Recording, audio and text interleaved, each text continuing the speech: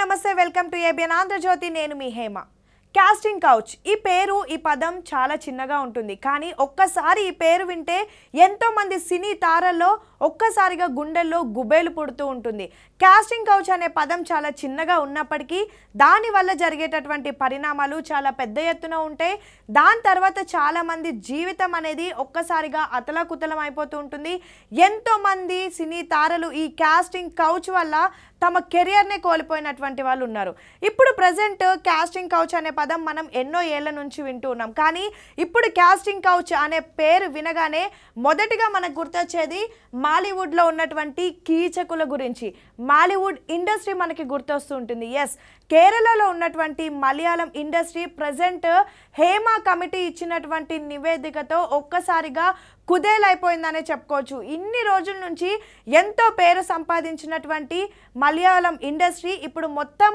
ఒక్క నివేదికతో మలయాళం ఇండస్ట్రీ మొత్తం కొలాప్స్ అయిపోయింది అసలు ఏం జరుగుతుంది మలయాళం ఇండస్ట్రీలో అనేది ఒక్కసారి మనం తెలుసుకుంటే మలయాళం ఇండస్ట్రీ ఒకప్పుడు మలయాళం ఇండస్ట్రీలో వచ్చేటటువంటి సినిమాలు చూడడానికి ఎవ్వరు ఇష్టపడేవాళ్ళు కాదు అంటే ఫ్యామిలీ లేడీస్ ఎవరు ఇష్టపడేవాళ్ళు కాదు కానీ ఎక్కువగా అప్పుడు ఆ జనరేషన్లో ఉన్నటువంటి యువకులు ఇంట్రెస్ట్ చూపించి మలయాళం ఇండస్ట్రీలో సినిమాలు చూడడం ఆ సమయంలో అంటే ఒకప్పుడు మోహన్ లాల్ మమ్ముట్టి లాంటి వాళ్ళు ఉన్నప్పటికీ కూడా అప్పుడు షకీలా లాంటి హీరోయిన్ లేడీ ఓరియంటెడ్ మూవీస్ ఎక్కువగా చూసేవారు అయితే అప్పటి నుంచి ఇండస్ట్రీకి చెడ్డ పేరు ఉన్నప్పటికీ తర్వాత వచ్చినటువంటి నటీనటులు తమలో ఉన్నటువంటి క్రియేటివిటీ తమలో ఉన్నటువంటి టాలెంట్ని బయటపెట్టి ఎన్నో అద్భుతమైనటువంటి సినిమాలు తీశారు ఎన్నో ప్రయోగాత్మకమైనటువంటి సినిమాలు తీశారు మంచి సబ్జెక్ట్ ఓరియంటెడ్ ఉన్నటువంటి సినిమాలు కూడా తీశారు ఇప్పుడు కూడా తీస్తూ ఉన్నారు మోహన్ లాల్ మమ్ముట్టి పృథ్వీరాజ్ లాంటి వారి సినిమాలు మనం చూస్తున్నాం మన తెలుగులో డబ్ అయిన తర్వాత కూడా చాలా మంచి రెస్పాన్స్ వస్తుంది అయితే ఎప్పుడైతే ఇండస్ట్రీ అంతా మంచి పేరు తెచ్చుకుంటుంది అన్న సమయంలో ఒక్కసారిగా 2017లో జరిగినటువంటి సంఘటన యావత్ మలయాళం ఇండస్ట్రీని ఒక్కసారిగా ఇట్లా కుదిపి పడేసిందనే చెప్పుకోవచ్చు ఒక్కసారి ఇండస్ట్రీ మొత్తం కూడా కొలాప్స్ అయిపోయినటువంటి సిచ్యువేషన్ అయితే 2017లో ఏం జరిగింది అనేది ఒక్కసారి మనం డిస్కస్ చేసే కంటే ముందు 2017లో జరిగినటువంటి సిచ్యువేషన్ అనేది ఇప్పుడు మళ్ళీ తెరపైకి వచ్చింది అసలు 2017లో ఏం జరిగిందంటే అప్పట్లో చాలా ఫేమస్ యాక్టర్ బిజీగా ఉన్నటువంటి యాక్టర్ నటి భావన అంటే మన తెలుగు వారికి కాస్త గుర్తుపట్టడానికి టైం పట్టొచ్చు తను నటించినటువంటి మహాత్మా సినిమా చూసినటువంటి వారందరికీ భావన అనే అమ్మాయి గుర్తొస్తూ ఉంటుంది మన తెలుగులో ఒంటరి హీరో మహాత్మా అనేటటువంటి 3 సినిమాల్లో నటించింది నిజంగా మన తెలుగు అమ్మాయిలాగా మన పక్కింటి అమ్మాయిలాగా కూడా తను ఆ సినిమాలో యాక్ట్ చేసింది అయితే 2017 ఫిబ్రవరి నెలలో తను బిజీగా ఉన్నటువంటి షెడ్యూల్ టైంలో తను ఉన్నటువంటి ప్రాంతం నుంచి కొచ్చి ఎయిర్పోర్ట్కి వెళ్తున్నప్పుడు కొంతమంది దుండగులు ఒక్కసారిగా తన కార్ పైన అటాక్ చేసి తన కార్లో ఉన్నటువంటి డ్రైవర్ని బయటకి గుంజి వీళ్ళంతా ఆ కార్లోకి ఎక్కి దాదాపు 2 నుంచి 3 గంటల వరకు మొత్తం సిటీ మొత్తం తిప్పి కార్లోనే తనని కిడ్నాప్ చేసి లైంగికంగా దాడి చేశారు తనని రేప్ చేశారు అయితే చేసినటువంటి దుండగులు అక్కడే కేరళలో ఉన్నటువంటి ఒక ప్రాంతంలో వదిలేసి వెళ్ళిపోయారు అనంతరం తను బయటకు వచ్చి జరిగిన ఇన్సిడెంట్ అంతా చెప్పింది ఇదంతా జరిగి 7 సంవత్సరాలు అయింది ప్రతి ఒక్కరికి కూడా ఆ రోజు అక్కడ ఏం జరిగింది అనేది ఇప్పటికే తెలిసి ఉంటుంది అయితే ముఖ్యంగా భావనని కిడ్నాప్ చేసి రేప్ చేసినటువంటి సంఘటనలో అక్కడ అగ్ర హీరోగా ఉన్నటువంటి దిలీపే ఇందులో ప్రధాన ఫస్ట్ ఆరోపణలు వచ్చి తర్వాత ఆరోపణలు ప్రూవ్ అయ్యి అతను ఇందులో ప్రధాన నిందితుడిగా కూడా ఉన్నారు అయితే అప్పటి గవర్నమెంట్ వెంటనే తనకి జస్టిస్ చేయాలి న్యాయం చేయాలి అని చెప్పేసి ఒక కమిటీని ఏర్పాటు చేసింది అయితే ఇది 2017లో జరిగితే 2018లో వెంటనే భావనకి జరిగినటువంటి ఇన్సిడెంట్ని బేస్ చేసుకొని మరొక హీరోయిన్ కూడా తెరపైకి వచ్చి తనకు జరిగినటువంటి ఇన్సిడెంట్ని కూడా బయటకి చెప్పడం జరిగింది అనంతరం చాలామంది వాళ్ళకు జరిగినటువంటి సిచ్యువేషన్స్ బయటకు చెప్పారు అయితే భావనకి జరిగినటువంటి ఇన్సిడెంట్ కేవలం కేరళ ఇండస్ట్రీనే కాదు యావత్ దేశాన్ని కూడా కుదిపి పడేసింది ఒక హీరోయిన్ని నడి రోడ్డు పైన కిడ్నాప్ చేయడం ఏంటి అంతమంది వ్యక్తులు తన పైన గ్యాంగ్ రేప్ చేయడం ఏంటి చేసి కూడా సిటీలోనే తిప్పడం ఏంటి ఇదంతా అసలు ఎలా జరిగింది అని అప్పుడు దేశం మొత్తం కూడా ఈ కేరళ ఇండస్ట్రీ వైపు చూసినటువంటి సమయంలో అప్పుడు ఉన్నటువంటి ప్రభుత్వం దానిపైన ఒక కమిటీని వేసింది ఆ కమిటీ పేరు హేమ కమిటీ. ఒక కమిటీని 2019లో వేసింది. అయితే అప్పుడు గవర్నమెంట్ జస్టిస్ హేమతో కూడినటువంటి కమిటీ వేసినటువంటి సమయంలో అందులో సీనియర్ యాక్టర్ శారద గారితో పాటు ఐఏఎస్ కేబి వల్సాల కూడా ఈ కమిటీలో ఉన్నారు. అయితే ఈ కమిటీకి సంబంధించినటువంటి నివేదిక ఇప్పుడు ప్రస్తుతం కేరళ ఇండస్ట్రీని కుదిపి పడేస్తుందనే చెప్పుకోవచ్చు. దాదాపు ఈ ఎప్పుడైతే కమిటీ వేసిన తర్వాత పూర్తి నివేదికను కూడా వాళ్ళు తయారు చేశారు. దాదాపు 4 సంవత్సరాల పాటు పూర్తి ఇన్వెస్టిగేషన్ చేశారు. దాదాపు 51 మందికి సంబంధించినటువంటి వాంగ్మూలం తీసుకున్నారు. 7 మంది ఆఫీసర్స్ ఇందులో ఇన్వాల్వ్ అయి చాలా పెద్ద ఎత్తున ఒక నివేదికనే తయారు చేశారు. అయితే ప్రస్తుతం ఈ కాస్టింగ్ కౌచ్కి సంబంధించి మాలీవుడ్లో ఏదైతే జరిగిందో ఇన్నేళ్ల పాటు భావన ఇన్సిడెంట్ నుంచి ఇప్పటిదాకా ఏం జరిగిందని పూర్తిగా జస్టిస్ హేమ కమిటీ ఒక నివేదిక 235 పేజీలతో ఉన్నటువంటి నివేదికని ప్రస్తుతం కేరళ ముఖ్యమంత్రి టేబుల్ పైన పెట్టింది. అయితే ఎప్పుడైతే ఆ నివేదిక సమర్పించిన తర్వాత మాలీవుడ్ ఇండస్ట్రీలో ఇంతమంది కీచకులు ఉన్నారా, ఇంతమంది కీచకుల మధ్య ఇంతమంది పని చేస్తున్నారా, అసలు నిజంగా మహిళలకు మాలీవుడ్ ఇండస్ట్రీలో భద్రత ఉందా అనే ఎన్నో క్వశ్చన్ మార్క్స్ అయితే ఇప్పుడు బయటపడుతున్నాయి. ప్రస్తుతం ఆరోపణలు ఎదుర్కొంటున్నటువంటి వ్యక్తులందరూ ఎవరైతే ఉన్నారో వాళ్ళందరూ కూడా మనకి ఇక్కడ తెలంగాణ రాష్ట్రంలో ఏ విధంగా అయితే మా అసోసియేషన్ ఉందో అక్కడ కేరళలో కూడా association of Malayalam movie artist అమ్మ అని ఒక అసోసియేషన్ ఉంది.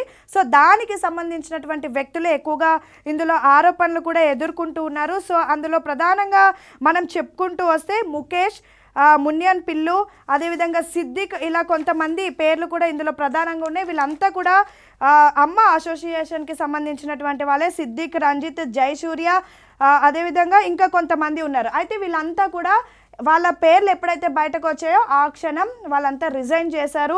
రిజైన్ చేసిన తర్వాత ఇప్పుడు దాదాపు 2017లో జరిగినటువంటి ఇన్సిడెంట్కి సంబంధించినటువంటి నివేదిక వారం రోజుల క్రితమే మొత్తం ఫైనలైజ్ అయింది. ఫైనలైజ్ అయి నివేదిక సమర్పించిన తర్వాత సమాచార హక్కు చట్టం కింద నివేదికను బయట పెట్టారు. బయట పెట్టిన తర్వాత ఒక్కసారిగా అందరు కూడా షాక్కి గురైనటువంటి సిచ్యువేషన్. ఎందుకంటే నటి భావన లాంటి కొన్ని ఇన్సిడెంట్స్ మాత్రమే బయటకు వచ్చాయి. ఎవరైతే మహిళలు ధైర్యంగా వచ్చి తమకు అన్యాయం జరిగింది, తమకు న్యాయం జరపాలి అని బయటకు వచ్చినటువంటి మహిళల ఇన్సిడెంట్స్ మాత్రమే బయటకు వచ్చాయి. కానీ ఎంతోమంది మహిళలు లోపల బాధపడ్డారు. సో మొత్తం 51 మంది వాంగ్మూలం చూసిన తర్వాత పూర్తి మలయాళం ఇండస్ట్రీతో పాటు ఇతర ఇండస్ట్రీలకు కూడా ఒక్కసారి షాక్కి గురైనటువంటి సిచ్యువేషన్. అయితే మహిళలందరూ కూడా ఇప్పటికే నివేదికని బేస్ చేసుకొని మాట్లాడుతున్నారు. చాలామంది అగ్ర హీరోయిన్లు కూడా బయటకు వచ్చి తమకు కూడా అన్యాయం జరిగిందంటూ కూడా బయటకు వచ్చారు. సో ఈ ఏదైతే హేమ కమిటీ ఇచ్చినటువంటి నివేదికను మేము పరిగణలోకి తీసుకుంటున్నామంటూ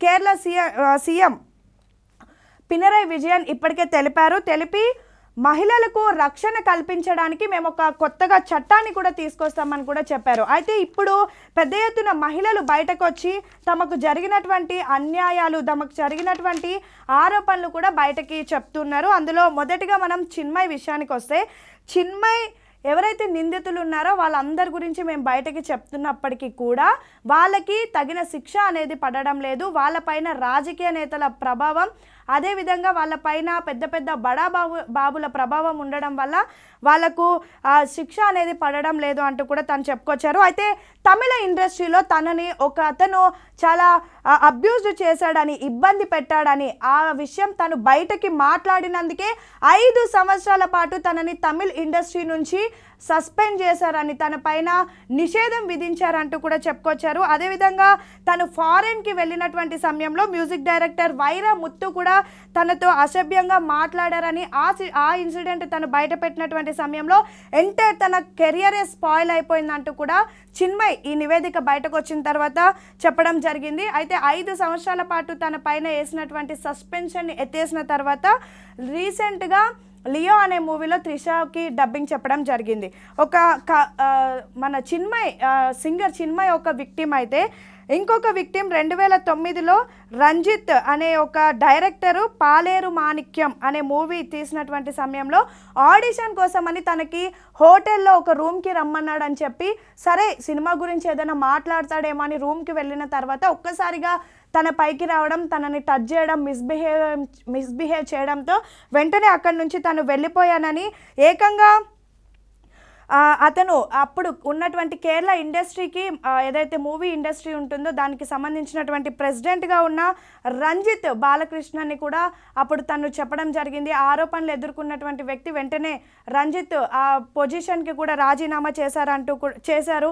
బెంగాల్కి సంబంధించినటువంటి శ్రీలేఖ అనే యాక్ట్రెస్ ముందుకొచ్చి చెప్పడం జరిగింది. ఇక మీన్ మునీర్ అనేటటువంటి ఒక మలయాళం నటి తనను ముఖేష్ మనియన్, పిల్లు, ఇడువేలు బాబు, జయసూర్య వీళ్ళంతా కూడా మానసిక శోభ అంటే ఫిజికల్గా మెంటల్గా తనని ఇబ్బంది పెట్టారని, షూటింగ్ సమయంలో తన పైన అబ్యూజ్డ్గా మాట్లాడేవారని, ఒక్కసారిగా షూటింగ్ జరుగుతున్నటువంటి సమయంలో జయసూర్య అనే వ్యక్తి తనని వెనక నుంచి వచ్చి హగ్ చేసుకొని కిస్ చేశాడని, దానికి తాను చాలా భయభ్రాంతులకి గురయ్యానంటూ కూడా మీన్ మునీర్ మలయాళ నటి చెప్పడం జరిగింది. వెంటనే తను మలయాళం నుంచి చెన్నై కూడా షిఫ్ట్ అయిపోయినంటూ కూడా చెప్పుకుంటూ వచ్చారు. ఇక ఇందులో ఉన్నటువంటి వాళ్ళంతా ఈ ఫోటోలో కూడా మనం చూడొచ్చు. ఇక మలయాళం నటి మరొక నటి రేవతి కూడా కొన్ని సంవత్సరాల క్రితం ఓ సినిమా కోసం తను ఒక సినిమాలో యాక్టింగ్ చేయాలి అంటూ ఫేస్బుక్లో తనకి ఒక సిద్దిక్ అనే వ్యక్తి మెసేజ్ చేశాడని, సరే మూవీలో యాక్ట్ చేయమంటున్నారు కదా అని చెప్పి తను రిప్లై ఇచ్చిన తర్వాత తనకి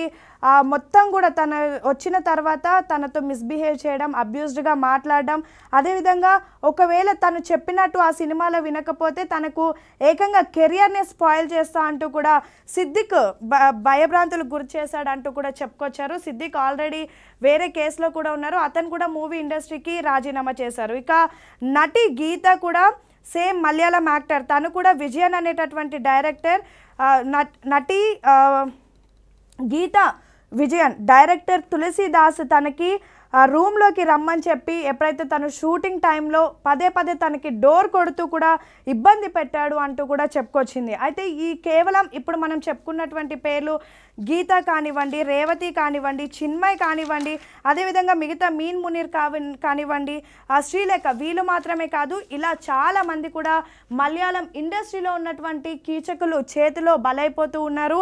ఇప్పటికైనా మిగతా ఇండస్ట్రీలు కూడా ఇదంతా ఆ ఇండస్ట్రీలో జరిగింది. ప్రజెంట్ పూర్తి మలయాళ ఇండస్ట్రీ ప్రతిష్టనే దెబ్బతిన్నటువంటి సిచ్యువేషన్ కాబట్టి వాళ్ళ ఇండస్ట్రీలో టాలీవుడ్, బాలీవుడ్ మిగతా ఇండస్ట్రీలో కూడా ఇలాంటి పరిణామాలు చోటు చేసుకోకుండా విమెన్ కూడా పని చేసుకునేటటువంటి ఒక సేఫ్టీని, ఫ్రీడమ్ని ఇవ్వాలని అయితే మనస్ఫూర్తిగా కోరుకుందాం.